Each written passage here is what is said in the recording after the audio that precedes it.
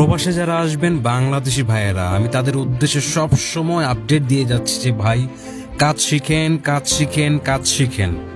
এর মধ্যে যেই কোনো কাজ আপনি শিখতে পারেন। আপনি চাইলে ওয়েল্ডিং শিখতে পারেন শর্টকাটে।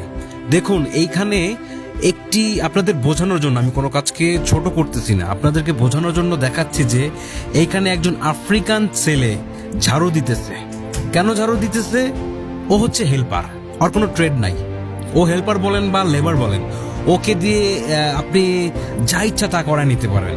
যেমন আপনি ওকে দিয়ে পানি আনাইতে পারবেন, ওকে দিয়ে ঝাড়ু দেওয়াইতে পারবেন, ওকে দিয়ে আপনি পয়সা থাকবেন, আপনার যা যা প্রয়োজন হবে আপনি ওকে হুকুম করবেন, অর্ডার করবেন, ও আপনাকে এনে দিয়ে যাবে। তো এটাই হচ্ছে পার্থক্য একজন দক্ষ কর্মীর এবং একজন অদক্ষ কর্মীর মধ্যে, এটাই পার্থক্য। আমি জাস্ট এটাই চাচ্ছি, বাংলাদেশ থেকে যেই কোনো ভাই বিদেশ আসুক, দক্ষ হয়ে আসুক, তাহলে মান সম্মান টাকা পয়সা সবকিছুই কামাতে পারবে। আশা করি ব্যাপারটা বুঝতে পারবেন।